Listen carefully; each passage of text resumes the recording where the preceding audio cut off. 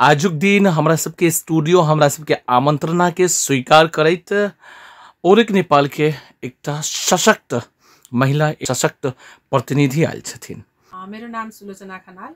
म महिला पुनर्स्थापना केन्द्र ओरिक काठमाडौँमा रहेर चाहिँ कार्यक्रम व्यवस्थापकको रूपमा काम गर्छु। जलेश्वर नगरपालिकामा कार्यक्रम थियो, त्यस कार्यक्रमको उद्देश्य के थियो?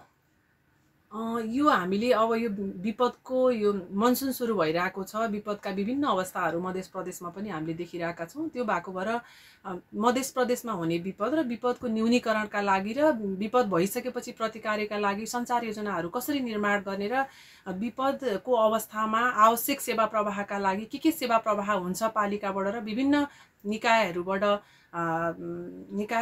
चाहिँ प्रवाह हुने सेवाहरूलाई चाहिँ जुन व्यक्तिहरूमा पुर्याउनु पर्ने हो, समुदायका महिला लगायत पछाडि पारिएका समुदायहरूमा, त्यो व्यक्तिहरूमा पुर्याउनका लागि सञ्चार योजनाहरू कसरी निर्माण गर्ने भनेर चाहिँ आजको हाम्रो यो कार्यक्रमको चाहिँ आयोजना। आजको उपस्थितिमा हेर्दाखेरि चाहिँ हामीले कार्यक्रममा धेरै नगरपालिकाका विभिन्न शाखाका प्रमुखहरूलाई चाहिँ बोलाएका थियौँ भने, जसमा चाहिँ हाम्रो नगर प्रमुखजीको उपस्थिति रहेको थियो भने नगरका उपप्रमुखजीको पनि उपस्थिति रहेको थियो। त्यस्तै गरेर स्वास्थ्य शाखा, विपद व्यवस्थापन शाखा, महिला विकास तथा सामाजिक विकास शाखा लगायत मानवाधिकार कर्मीहरूको पनि उपस्थिति रहेको थियो। ओरिक नेपाल कुन कुन क्षेत्रमा काम गरेको छ? ओरेकले चाहिँ विशेष गरेर मध्य प्रदेशको पनि धनुषा, सर्लाही र महोत्तरी जिल्लामा रहेर चाहिँ हामीले काम गरिरहेका छौँ र निकै लामो समय 20 वर्षभन्दा बढी समयदेखि चाहिँ हामीले काम गरिरहेका छौँ र अहिले हाम्रो विशेष फोकस भनेको चाहिँ महिला अधिकारकै क्षेत्रमा हो ओरेकले काम गर्ने। त्यसमा पनि हामीले मध्य प्रदेशको जनकपुरमा चाहिँ सुरक्षा आवास सेवा सञ्चालन गरेर विभिन्न किसिमका लैङ्गिक हिंसा प्रभावितहरूलाई चाहिँ सुरक्षा आवास सेवा, मनोविमर्श सेवा, कानुनी परामर्श सेवा लगायतका विभिन्न किसिमका सेवाहरू चाहिँ हामीले प्रदान गर्दै आएका छौँ र सुरक्षा आवासमा अहिले पनि हामीसँग सुरक्षा आवासमा 5 जनाभन्दा बढी हिंसा प्रभावितहरू हुनुहुन्छ र उहाँका आश्रित बच्चाहरूले पनि चाहिँ त्यहाँबाट सेवा लिइरहनु भएको छ। त्यो लगायत हामीले विभिन्न किसिमका सेवा प्रदायक निकायहरूको क्षमता वृद्धिमा सहजीकरण गर्ने, त्यस्तै गरेर पर्यावरणीय न्यायका लागि, यो विपद व्यवस्थापनका लागि पनि विभिन्न सवालहरूमा चाहिँ हामीले काम गर्दै आएका छौँ, जसमा चाहिँ हाम्रो फोकस भनेको फेरि महिला लगायत पछाडि पारिएका समुदायको नै रहेको छ। जनताले त्यसबाट के लाभ पाइरहेको छ?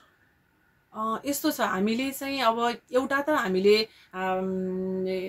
जनताले लाभ कसरी पाइरहेको छ भन्दाखेरि चाहिँ अब एउटा त हाम्रो फोकस भनेको चाहिँ महिला हिंसा प्रभावित, लैङ्गिक हिंसा प्रभावितहरूले चाहिँ जुन किसिमको यहाँ मधेसमा हेर्दाखेरि पनि नेपालको राष्ट्रिय तथ्याङ्कलाई हेर्ने हो भने पनि नेपाल प्रहरीको तथ्याङ्कलाई हेर्दाखेरि धेरै पहिलो नम्बरमा पर्छ सायद मध्य प्रदेश। पहिलो नम्बरमा नै लैङ्गिक हिंसाका घटना हुने मध्य प्रदेश पहिलो नम्बरमा छ। त्यो भएको भएर लैङ्गिक हिंसा प्रभावितहरूले चाहिँ हामीसँगबाट विभिन्न किसिमका सेवाहरू, कानुनी परामर्श, मनोविमर्श लगायतका आवासको पनि तत्काल उहाँहरूलाई अप्ठ्यारो परेको स्थितिमा सुरक्षा आवासमा सेवा लिने पनि गरिरहनु भएको छ। त्यो खालको पनि लाभ पाइरहनु भएको छ भने त्यस्तै गरेर चाहिँ हामीले विभिन्न किसिमका सचेतनामूलक गतिविधिहरू समुदायमा लैङ्गिक हिंसाको सवालमा र लैङ्गिक हिंसालाई न्यूनीकरण गर्नका लागि हामी संयुक्त रूपमा कसरी अगाडि बढ्न सकिन्छ भन्ने कुरामा चाहिँ समुदाय तहदेखि नै सचेतनामूलक कार्यक्रमहरू गर्छौँ भने त्यसको लगत्तै हामीले फेरि समुदाय तहमा सचेतनामूलक गतिविधि गर्छौँ भने नीतिगत तहमा त्यसलाई ल्याउनको लागि पालिका लगायत विभिन्न किसिमका स्थानीय प्रादेशिक र सङ्घीय संयन्त्रहरूमा पनि त्यस्ता खालका महिला र पछाडि पारिएका समुदायहरूलाई लक्षित गरेर नीति निर्माण गर्ने खालको कामहरूमा पनि हामीले चाहिँ पैरवी गरिरहेका छौँ। विभिन्न किसिमका अभियानहरू पनि सञ्चालन गरिरहेका छौँ। महिलाहरूलाई सन्देश के दिनु छ भनेर भन्दाखेरि चाहिँ अब एक त पहिला सुरुमा चाहिँ हामी आज सञ्चारकर्मीकै हिसाबले पनि मैले तपाईँहरूलाई पनि अलिकति भन्न चाहेँ। सञ्चारकर्मीको हिसाबले पनि पालिकामा बनेका नीतिहरू, अहिले यहाँको अवस्थाहरूलाई चाहिँ हामीले विभिन्न किसिमका संयन्त्र मार्फत र सञ्चार माध्यमहरू मार्फत पनि लिएर जानु पर्यो भने त्यस्तै गरेर त्यो सञ्चार माध्यम मार्फत दिएका सूचनाहरू चाहिँ उहाँहरूले कसरी पाउनुहुन्छ, उहाँहरूले पनि थाहा पाउने खालको वातावरण सिर्जना गर्नु पनि एउटा चाहिँ सञ्चारकर्मीहरूको पनि एउटा दायित्व हो पनि जस्तो लाग्छ। र हामीले चाहिँ के भन्न चाहन्छौँ भने अहिले चाहिँ के अरे हामीले महिला अधिकारका क्षेत्रमा विभिन्न किसिमका फड्को पनि मारिरहेका छौँ। स्थानीय तहमा विभिन्न किसिमका संयन्त्रहरू बनिरहेका छन्। हामीले चाहिँ त्यो संयन्त्रहरूमा जाने, बुझ्ने, हाम्रा लागि महिला अधिकारका सवालमा कस्ता किसिमका बजेटहरू छुट्याएको छ, अहिले भर्खरै वार्षिक कार्यक्रमहरू, नीति तथा कार्यक्रमहरू पनि बनिरहेको छ।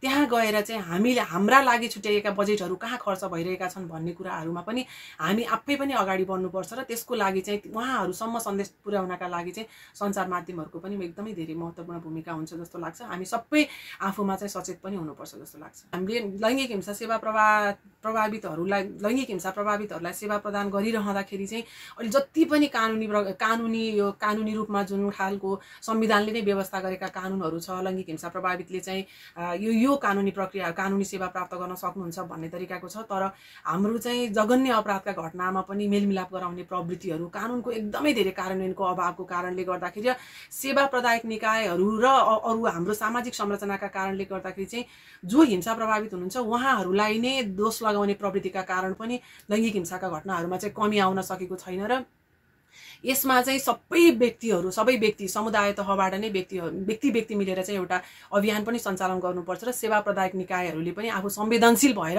संविधानमा लेखिएका कुराहरू, व्यवस्था भएका कुराहरूलाई कार्यान्वयनका लागि चाहिँ एकदमै पहल गर्नु चाहिँ एकदमै अहिले चाहिँ अति आवश्यक देखिएको चाहिँ मलाई लाग्छ। हस्, धन्यवाद।